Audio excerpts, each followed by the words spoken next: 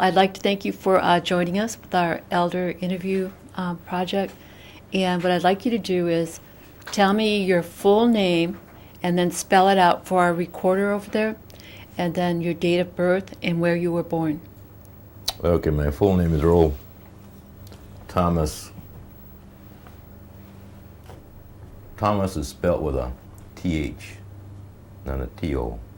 Thomas Metoxen. And the last name is spelled Metoxen, not IN. Date of birth 8/28/48. Place of birth when I had a reservation.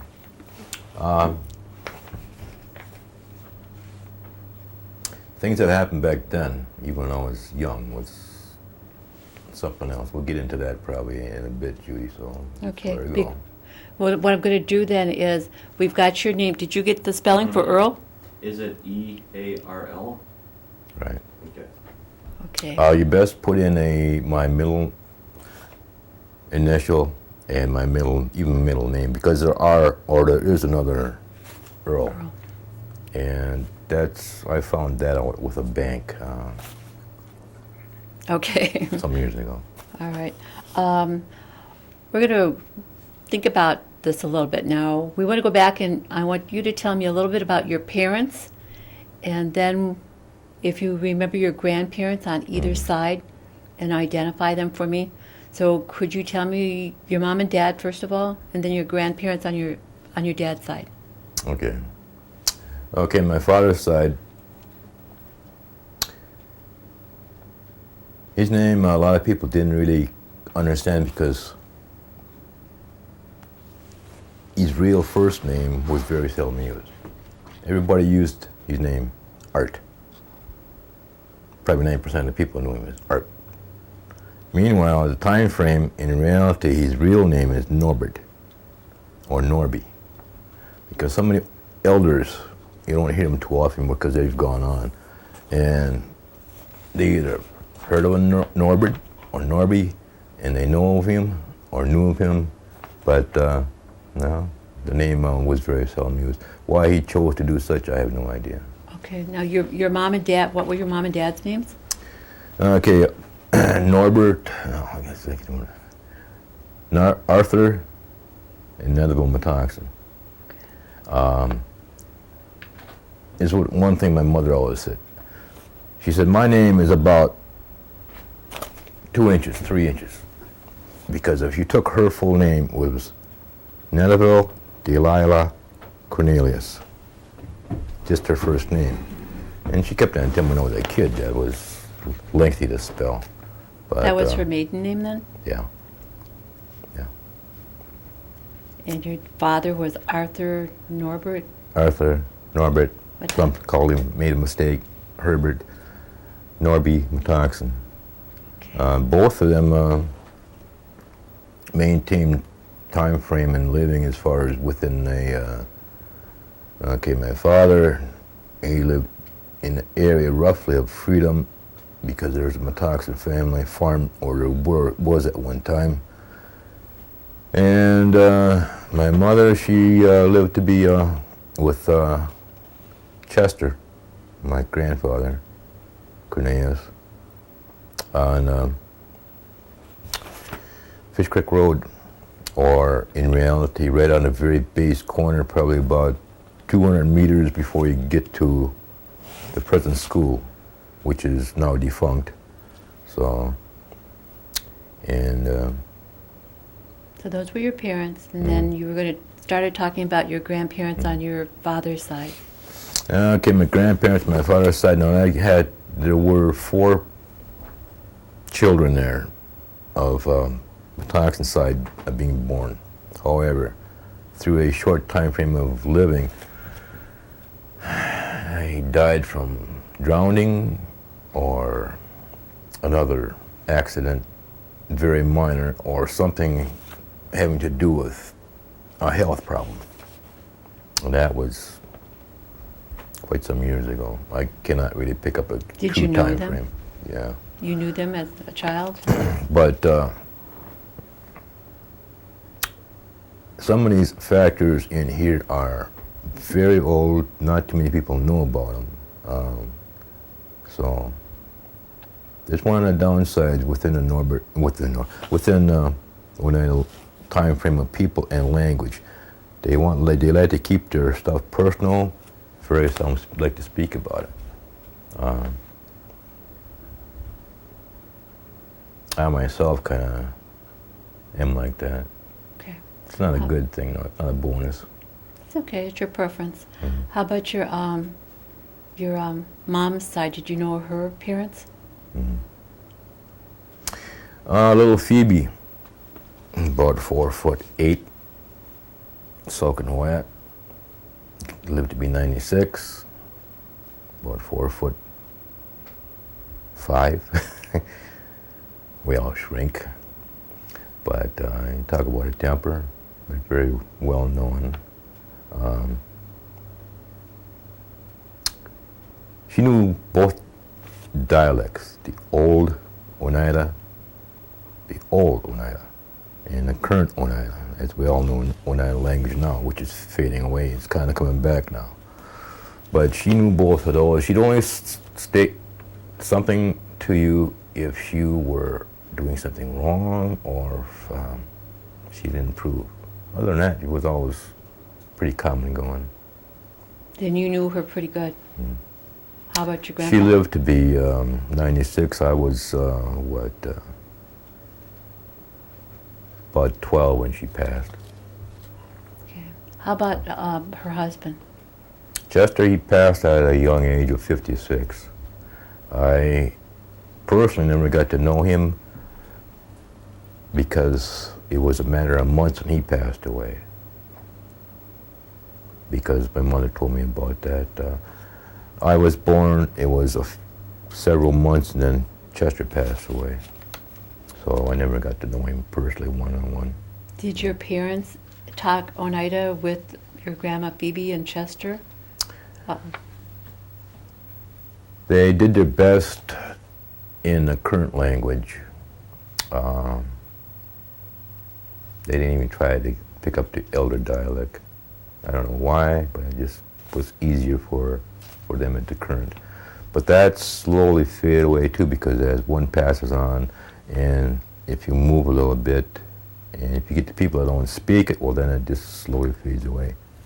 That's one big downside here too, you know. Okay. I used to know the Oneida dialect here, and things faded away, and there's no one with me at that time for a long time to practice it. And for me, it's kind of like pick and search and kind of pulling all the time. So then the grandparents on both sides spoke Oneida? They spoke, you know, it was very strong with it. You grew up with both grandparents speaking Oneida? I mean, it was just bam, bam, bam, snap, bam, bam, one after another. Where did your parents go to school? Around the area there? Okay, my father, Arthur Herbie Norbert, take your choice there. He went to Freedom School, one-room school, and he went to a school that's torn down, which I had seen probably 9 years ago, out there just past the Methodist Church on the corner there. I forget what the name of the road is. Silver Summit? He schooled there too. Okay. So both of those people are educated only to 8th grade, my parents.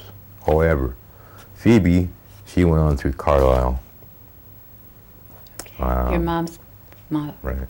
Right. How about the other grandparents? Did they go to a boarding school at all? At that time, some people pretty much kept to themselves. They didn't bother with a boarding school, even though the government said you have to go. Well then, Right.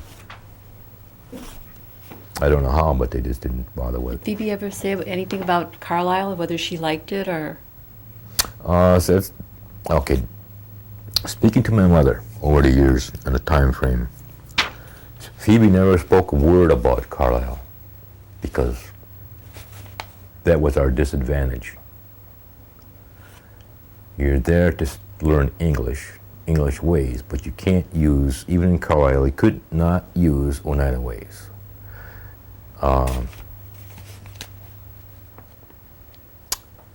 as many times she spoke about that, Phoebe never said a word about it. She never said a word about it. But my mother said something about it, because when I was a young kid, I asked about that, you know. I had seen that picture on the wall one time, and I asked who that is. I had a good idea who that was at a young age, and nothing was ever divulged out of that from her. She wouldn't speak anything about that. But she graduated out of that, yeah. Okay. Now let's go back to your brothers. How many children did your mom and dad have? Actually, there's only two. Okay, and you're the oldest or the youngest? Youngest, And what is your brother's name? Adrian. He's gone too.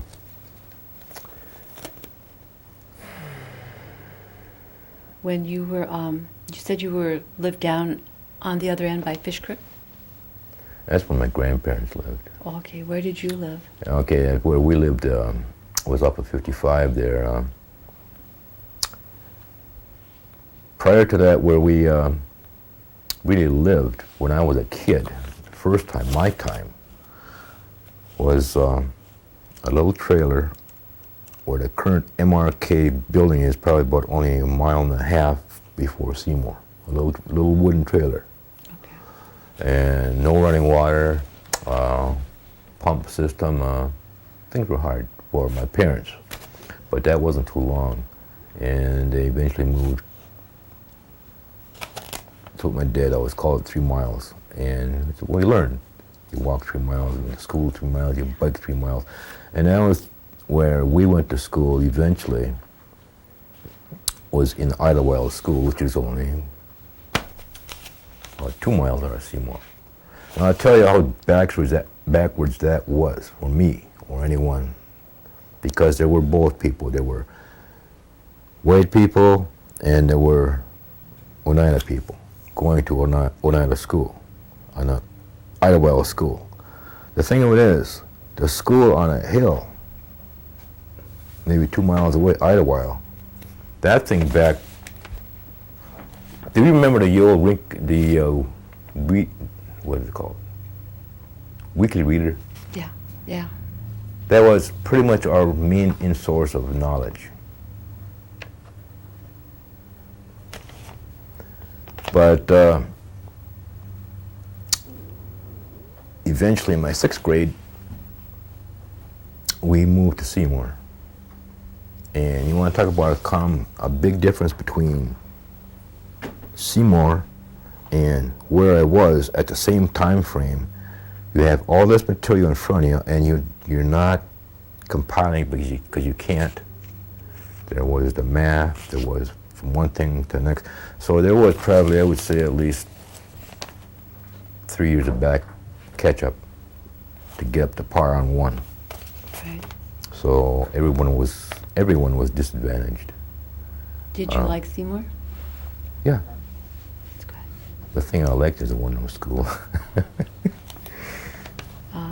Is that where you went the rest of the grade school and then into high school then? When eventually went through high school in Seymour, yeah. Lived in Seymour, yeah. We lived in Seymour. Did all my athletical stuff in Seymour. Football, wrestling, track.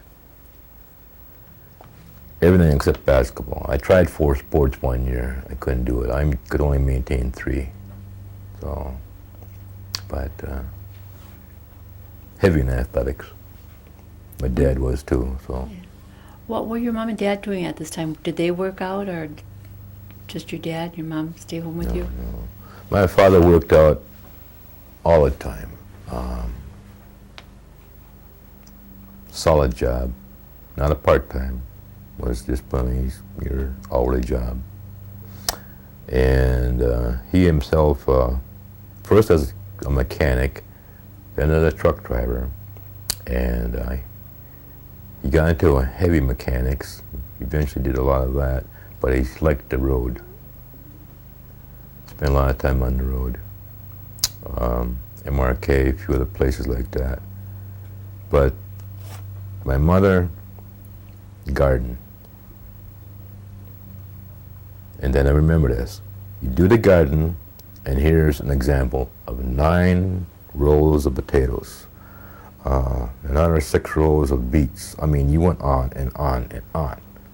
And they don't make gardens like that anymore. Eventually, we had a contract with Seymour Canning Company for beans. I think we had about 14 rows of beans and peas. Well, eventually, people don't work like that anymore. You do that work in the morning, afternoon. She goes to work at 3 for the hospital. In other words, she left, she started getting ready at about 1 o'clock. And she was off and gone. And she came back after 3 at night and starts the whole thing back over the next morning. So, yeah. She was Solid busy. workers. Did she Both of can a them. lot of that? All he did is can. Everything was canned. Everything was canned. Everything was baked. It was the best meal you want, you know. So Did your mama and dad, or either one of your grandmas or grandpas, harvest any of the plants, herbs? my dad was pretty much, he was a herbalist for a long time, and eventually he got to be much older, and just kind of slowly, all that heavy stuff kind of slowly went away. And it kind of kept some of the basic stuff. Now myself, I picked up some of that stuff up, but I still know it. I can go in the woods and I can pick out and identify a weed by an eye or a smell at a certain time of a month, a certain time within a year. There's not too many people that are able to do that anymore, unless you've experienced that stuff. So they would harvest those and use those wild herbs and plants. I myself, right now, to this very day, the only thing I have is a box of bandages. I don't trust in anything else. Trust myself. You know, I don't have cough syrup. I don't have anything else. All I have is, there are 2/8 bandages, box of bandages, and that's it.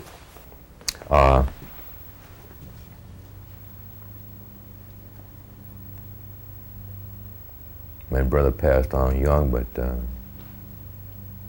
yeah, I miss him. That's something else. Now, you were saying that your father died at a young age. Was he sick, or? No, not my father. My father's children. He's my father's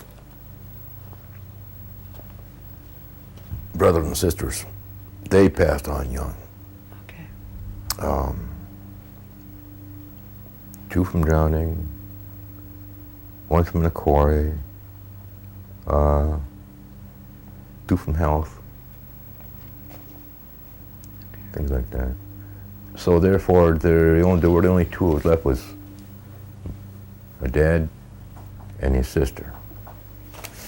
And she passed away 14 years ago.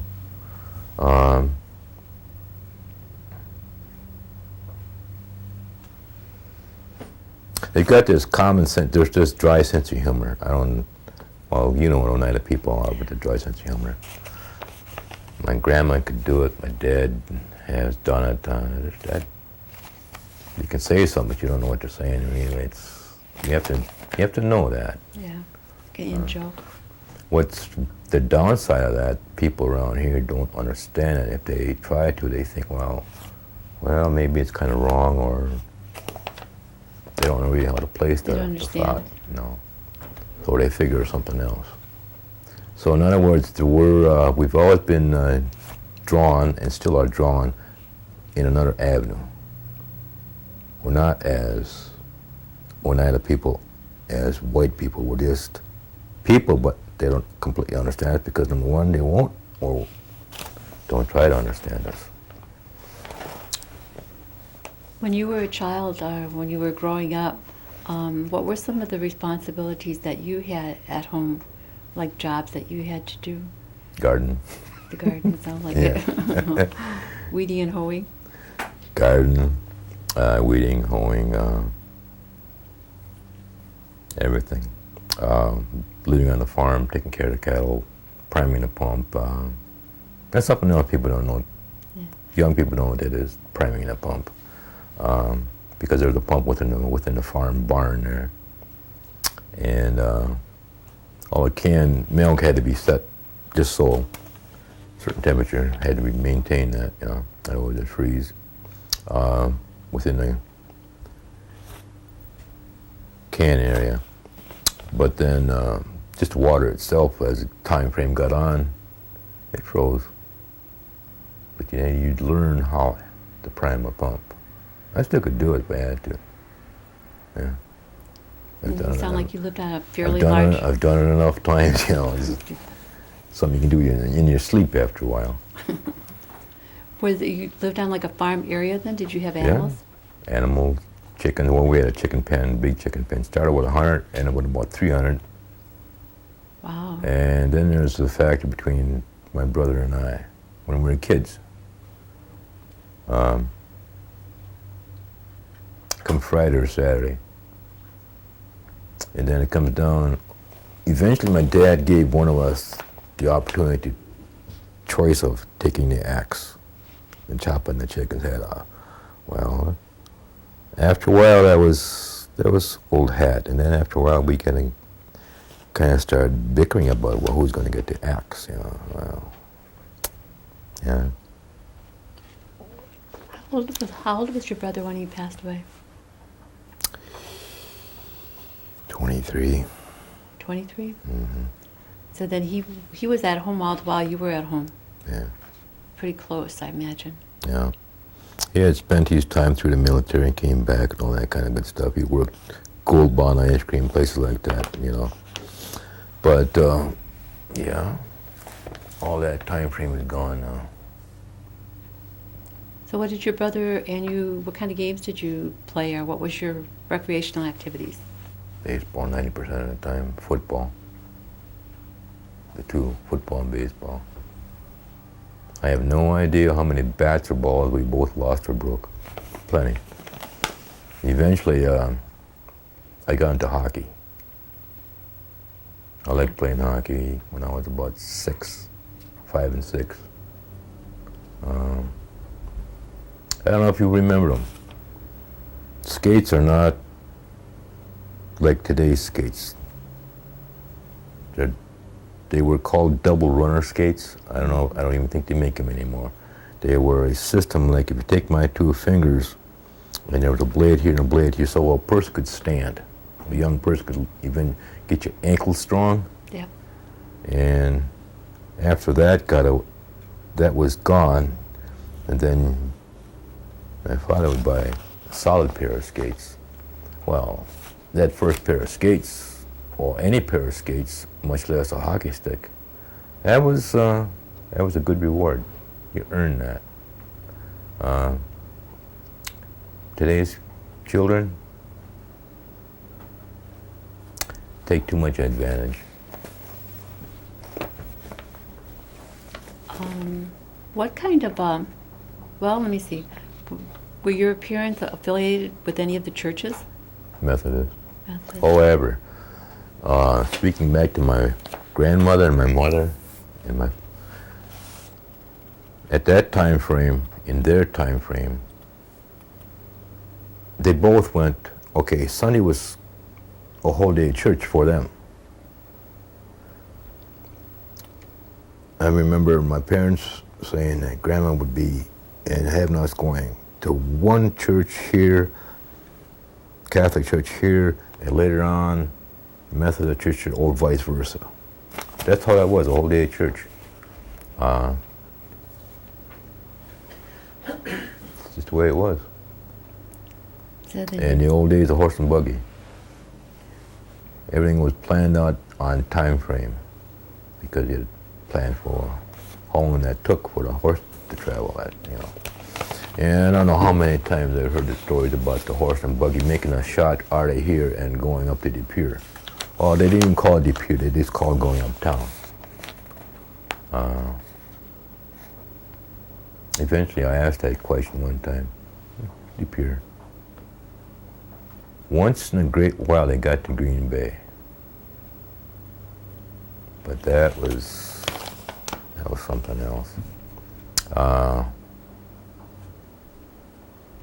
remember my grandparents' farm.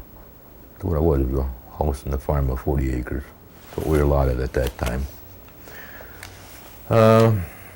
My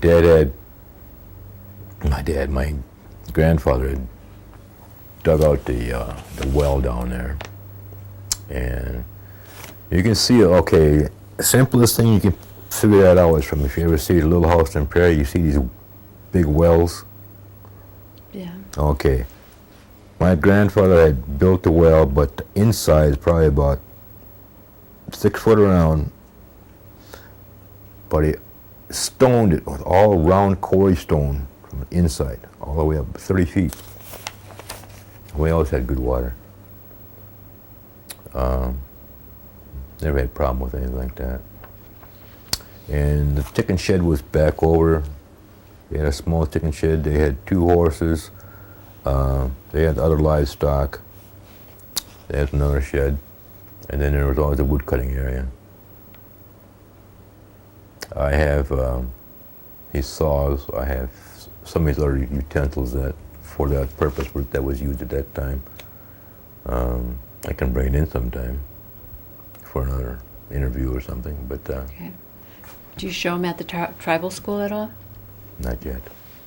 You know, you're talking a 2-man saw,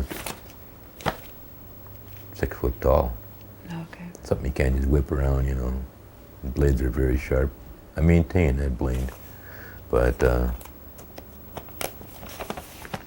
thing about it, what I don't like from around here, from our own people, today's people, they see that kind of material that's there, or anything else, oneida material.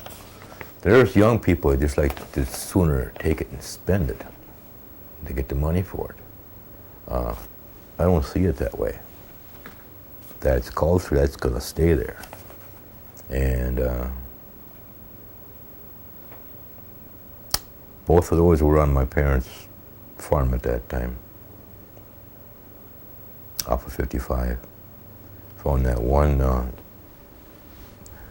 arrowhead there, found that. Well, we'll speak about that later, but that's something else we can get into.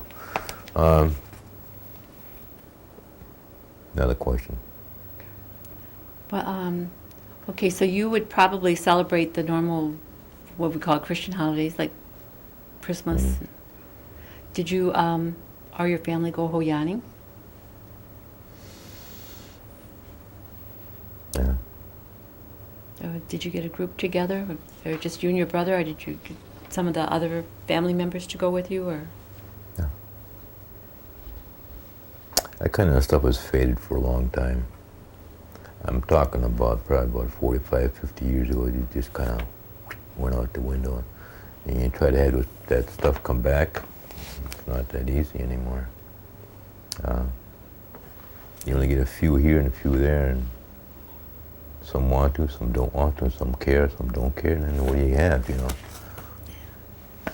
Some people still carry it on. Mm-hmm.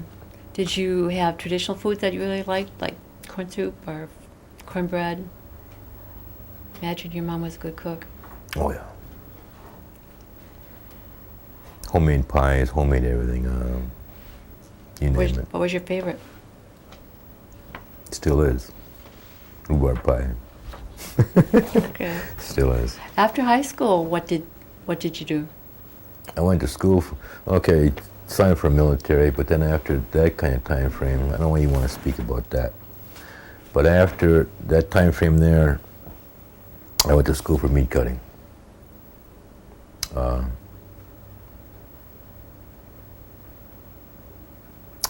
Toledo School of Meat Cutting, I went to school there. It's an old school. It's 4 stories tall, was 4 stories tall. It's old. But after I graduated by about 6 to 9 years, it was torn down because of age and all those factors that falls within a building. But I had my diploma, graduated 93.3, still have the diploma at home. You have had to learn to sharpen, you have 3 knives. Skimper knife, 2 boning knives. They're given to you, you have a number on them. It's like a military, you have a number on everything. There's a military, there's a number. The fact they're raw, you have the stone, you grade it on sharpening. And after that, it's gone over 4 to 5 times in days. And after the teacher grades that, well then, you're on your own. But if you have to sharpen, you sharpen. But beyond that, I mean, I have a catalog. I should have brought it. I'll bring it sometime. It's chapter book, like that, in all different various styles. How long were you in that business? Let's see. Went to meat cutting school. Got into a job. Cut in Toledo. Came back to Wisconsin. Cut in southern Wisconsin. Came back up here, cut in East Green Bay, West Green Bay, up here, Seymour. How many years is that? Let's see, 6, 7, just within that short time frame. But the fact of, people ask me if I want to get back into it. I had lost several things. Half a finger. Still got a scar in my stomach. When you're working fast, you happen to make mistakes. The knife slices and you get diced and you're in the hospital, however you get paid for it, but you cannot go back to any kind of meat cutting job. I'm sure it hasn't changed any until you have a doctor's okay, because you're dealing with the public. Once you get that okay, well then you go back to work. But I went into a different phase of work after that. Okay. And I went into some auto work, and I had done that before. I like it. And I had done some body work and things like that. Then I got into gun work, and I still like gun work. So, probably about 4 different chapters in my life time frame where I really like something, much less even speaking about automotive stuff. That's something my dad taught me a long time ago. Something when you're a kid, if you're brought up with it, you just kind of roll off your nose. Part of you. Yeah. Now you had mentioned when I talked to you before that you were married and you had children. Right. So you want to give us a little bit of background on... Okay, my oldest child is he's still with us here. They're both here, Thomas and Daniel. Daniel is the oldest. He just turned, he'll only be 31. He works for the tribe in security. Still single too. Never got married yet. Thomas, he just got married last August. He works in Chicago. He works as an inspector in the city of Chicago. He's all over the place. But he had gone through Stout State, graduated with a 3.9 in honors, 4 years straight living there. Very smart guy, very smart.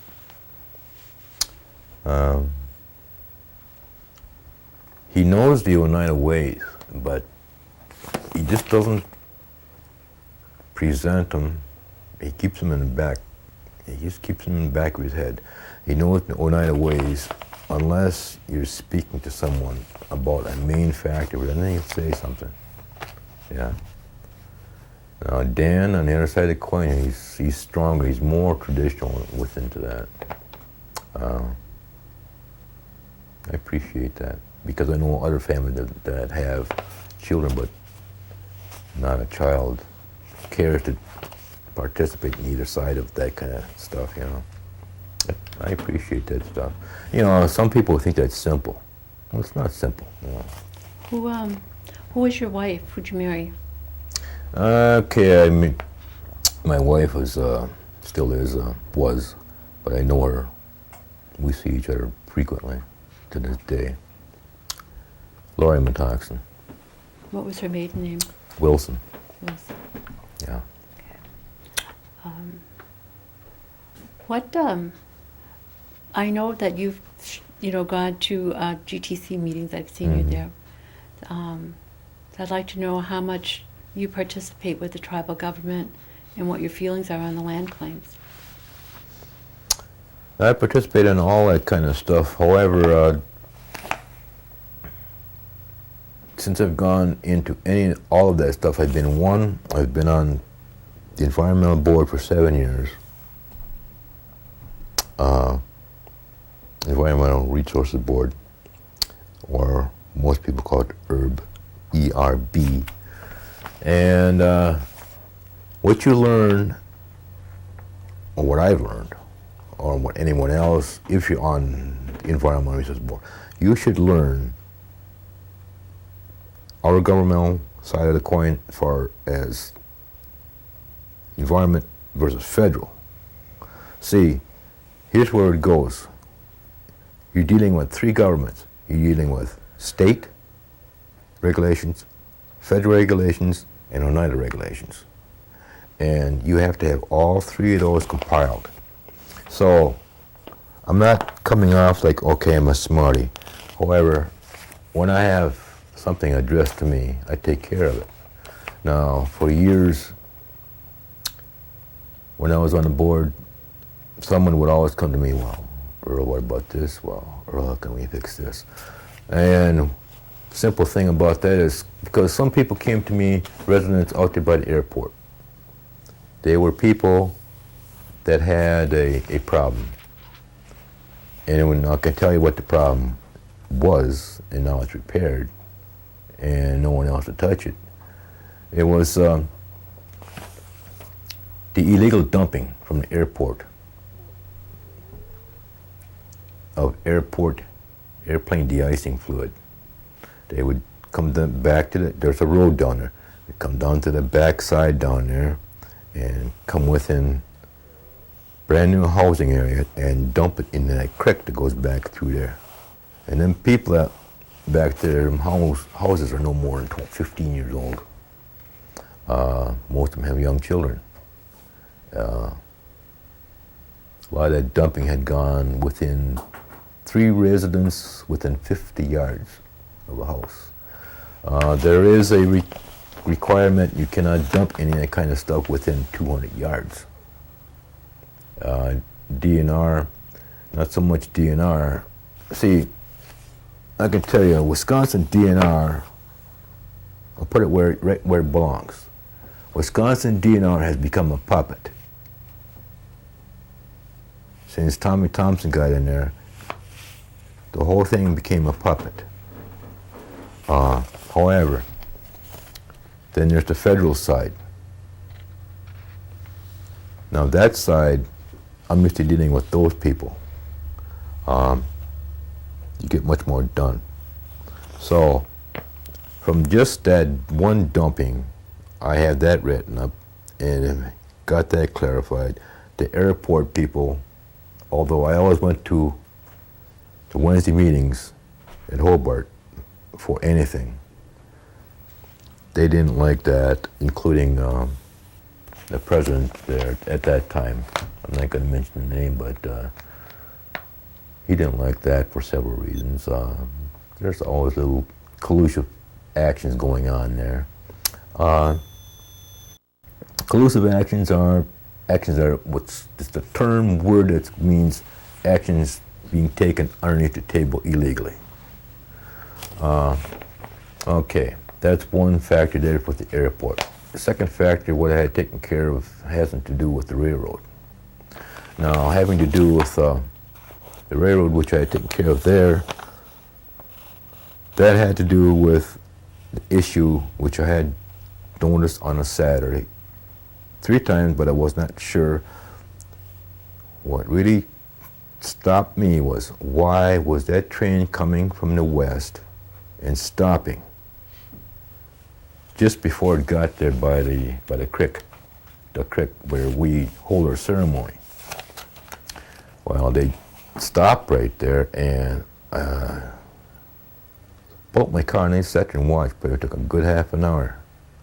And I finally saw two guys get out, one on the left and the right side of the bank.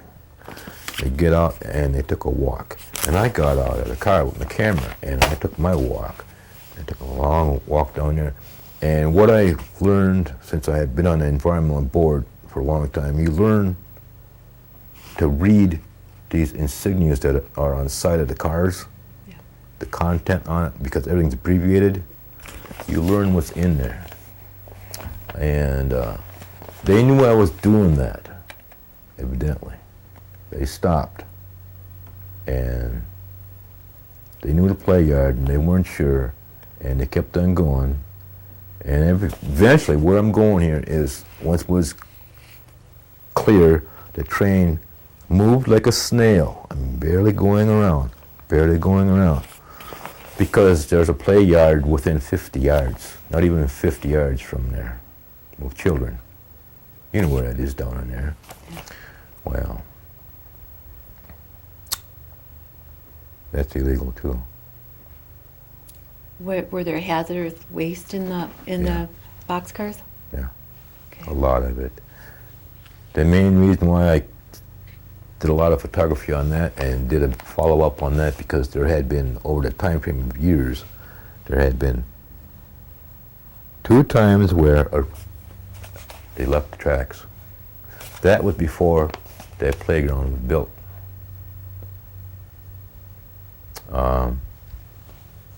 The last one was in the 50s. Are you still on the board?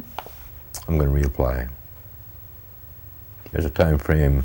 When you're off, then there's a couple years where you can't be there and you come back on. Okay. But once I had put that in there, and the whole factor, and where I'm going to the whole thing here is this playground and the spill, a possibility, because there had been rails dumping there before, tipping over twice, is they weren't using chemicals back then. It was just coming off the tracks too fast, and, well, okay. Now they're starting to use chemicals. And where I'm really going with this whole thing was because I had known that the federal government wants to take and transport that kind of material through the United Reservation. And the more I had found into it and looked it up, and did a lot of hard copy work on it, I says, it's not right. So, I wrote them up. It took 5 pages, and there was an open meeting to the public, in the pier. Within that meeting, everyone was done doing their speaking, and there were the 3 governments, federal, state, local, plus DNR. So the time frame there had gone by through just for there, and are there any more questions? I stood up, presented myself. And I came on 5 pages, and I presented the 5 pages real firm, quiet, to ask towards the end, are there any more questions? Not a word.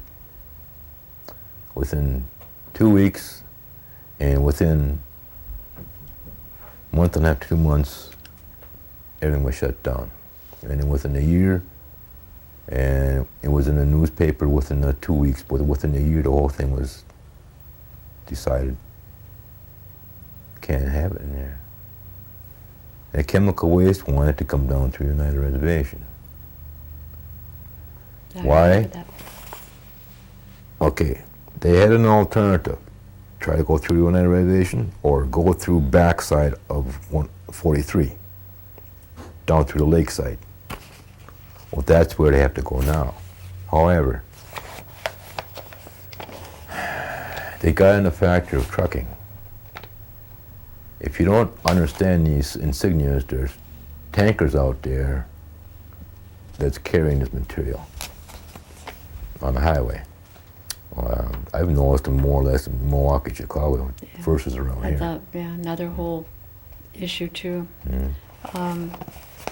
And move on a little bit. Sure.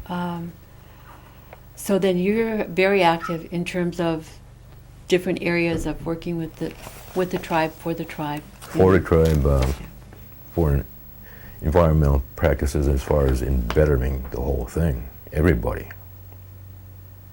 Okay. But it's like any tribe, you're going to be stepped on, or you're going to be the last. You're going to be the last letter in the alphabet. You're going to become. You're a Z. That's what you are. You're a Z. I don't want to become a Z. I don't want to try to become a Z. So I stand for my own. I stand for my own people, and people don't like it. It's too bad. Okay. What does it mean to you to be Oneida? What it means to me to be Oneida, there's a quiet pride. There's a pride there that you can't buy. Simple as that. You couldn't buy it. Sure, I am highly knowledgeable now. And what I know, you couldn't buy.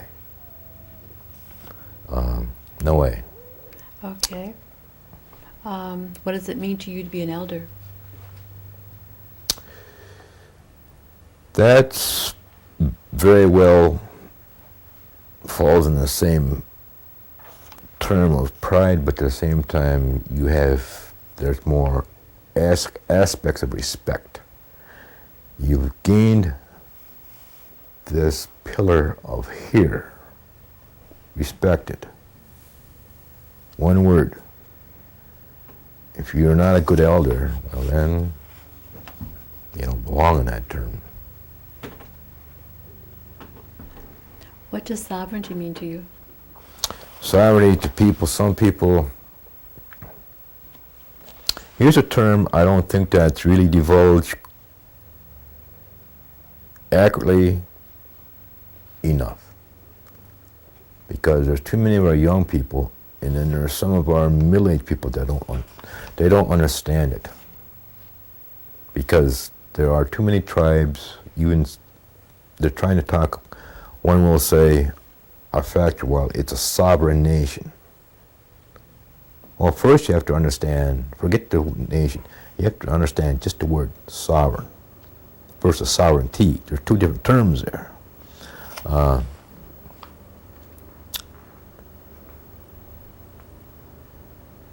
What it means to be a sovereign person, you have certain delicate and earned rights as a tribe, but you can't step on your own sovereignty. And what's happening, there's people stepping on their own sovereignty right here, because there's not enough people understanding that word. Or if they think they're understanding it, they're overusing it. And then what happens, you get to the better part of the public in numeral phrase, and it's out there, and eventually nobody knows nothing. And then you coin such this, you coin that, and they don't know that much in sovereignty. Pretty good. Good explanation. Thinking about the future and having your children, grandchildren, and other people's children, other people look at your video, what kind of a message would you like to leave with them for future purposes, or something that you would like to see continued, or just a message to the future? Okay, a message to the future. Okay, since I've been into a lot of governmental factors, and that included in the year 2000 when I ran for alderman in Hobart. Everything went well. A lot of people that have been in politics, they know how the political black and white and black eye gets around. Where I'm going with this simple factor is just me, myself, or an experience of what I thought how it was going to be versus how it ended up to be was the evening of the year 2000 vote in Hobart. You've never seen so many people that you never knew before, and you've never seen a voting line 4 times as long as what any other voting line in Hobart usually is. Why? Because I was an M and Oneida running for that position in Hobart. They didn't like it. I can guarantee you there was 60% of people, I swear, it was not even, they were not even a resident. Because I know for sure, I know people that are in the system, in Hobart's office, and the secretary, there's 2 secretaries.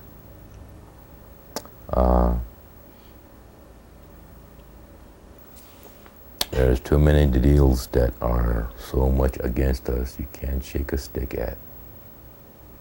So of course I lost. It was painted that way, and I didn't care. I ran anyway. Would I run again? Yeah. However, since that election, now Hobart is putting an ad in, even in the Callaway Sox. I'm not sure who puts it there, but it's there. They're requesting people from Oneida to try to participate within I saw that. 3 positions. Yeah. The thing of it is,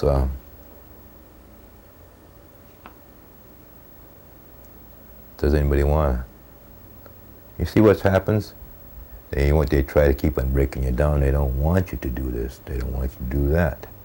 They want it the white man's way. Well, I don't want it that way. I want it the Oneida way. And I've had my shot, and I'll take another one. But now what's happened? There are too many factors within which has turned a black eye on our own government. And that's something else. And that rubs off from the young people. I can teach the young people a lot. The thing of it is you have to know how to have your people listen.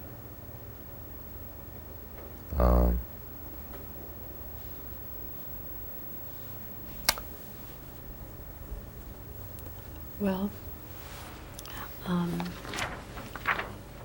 would you like to show us some of the things that you brought with us? Sure. Before I step out of here on that factor, as far as having your people listen, I'm speaking about the whole United States government, everybody. We are in such a turmoil you can't believe. I listen to so much black and white hard factors. Really, what I hear, I don't believe. Nobody should believe 70% of what they hear. You get a hard copy and do some research if you really want something good on it. The gas factor is one. The oil thing is another one. That goes back to the 70s where it was $3 a gallon. Back here again.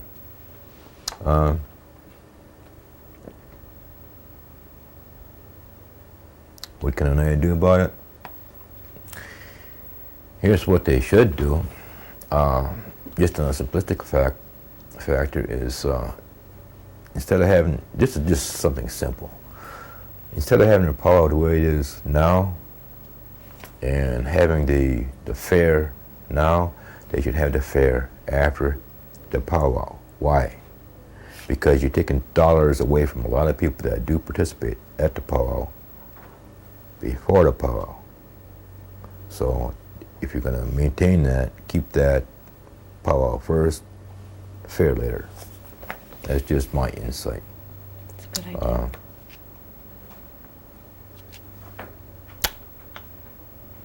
The next thing too, the class of people that I teach are, when they're in the high schools, age bracket, most of them people think they can't draw. Why? Give me a question, why? Think you can draw?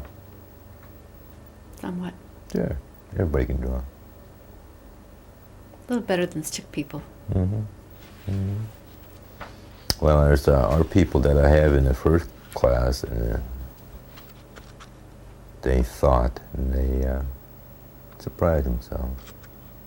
The second class, after about 2 weeks, you can see that they don't want to. You can see between, I've been drawing for more than 50 years. You can see between a person that wants to and a person who doesn't want to. My kind of artwork is very much traditional. Someday it's going to go away. Is that what you brought to share with us? Okay. I just want to ask the gentleman if I missed any questions here. Shoot. What? Did I miss any questions? No, I think we can go into his presentation of the Okay. things he brought. Okay. They're going to put this easel up here and we'll show the pictures on there, okay? Fine. This is just Oh, that's fine. This is a whole bunch of old drawings that are not even finished. Some are finished. Some are up for print. They don't understand this. This one that's up on the easel right now, how did you get started on something like this?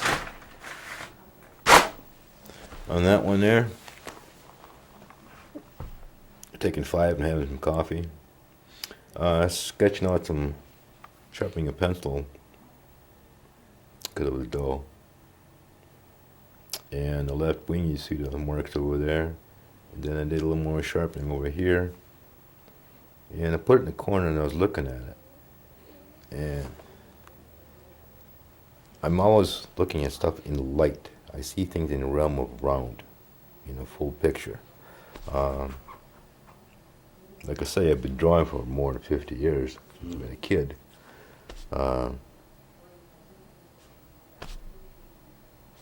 One thing picks up the next, and I could see something in a piece of paper a lot of times.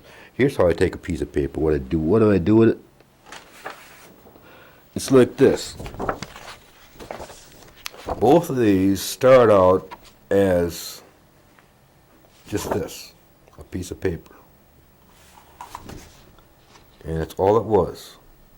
And I've done it, and I still do it time after time. I'll take that same piece of paper and rotate it until something finally clicks. And it will not take any more than 5 minutes. Sometimes much, much less.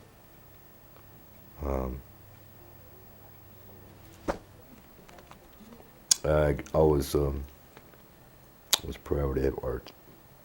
Everything from modeling clay to making clay, how to create the right material. But then, as far as drawing a straight line, when I was a kid, I started doing the straight line stuff and the good stuff when I was a kid.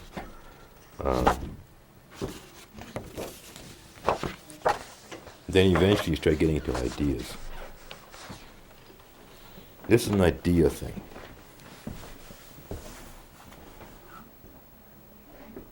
Can I put that on the easel? This is a lot of tribal ideas. So, okay.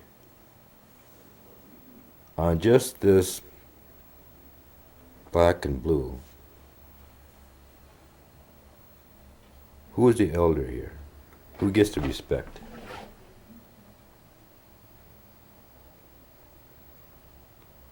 So there's something simple like this I teach the students.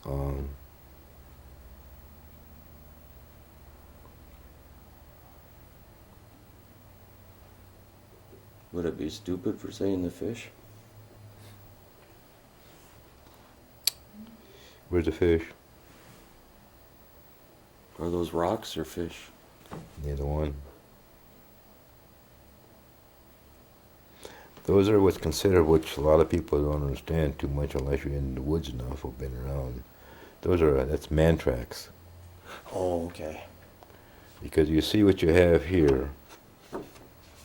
First of all, you have a big old buck coming in here. Mm-hmm. Mm-hmm. Then he fades into a man. Okay. What's this? Well, fade into a man, but here's an old buck. That's an old Native American. I have no idea where I get these ideas. It's just there. All I can say is someday this kind of stuff is going to fade and go away. And I like to have my young people understand what's going to be lost and what they can accomplish if they just plainly put their simple little thoughts to it. There are 2 people within my current class that are going to be graduating that understand this. The only downside you'd have is accomplishing the 3D factor. There's still what I know is, and what I've called for a long time, is a flat line factor, where everything is flat. There's nothing 3-dimensional. I'm trying to teach them what 3-dimensional factors are. So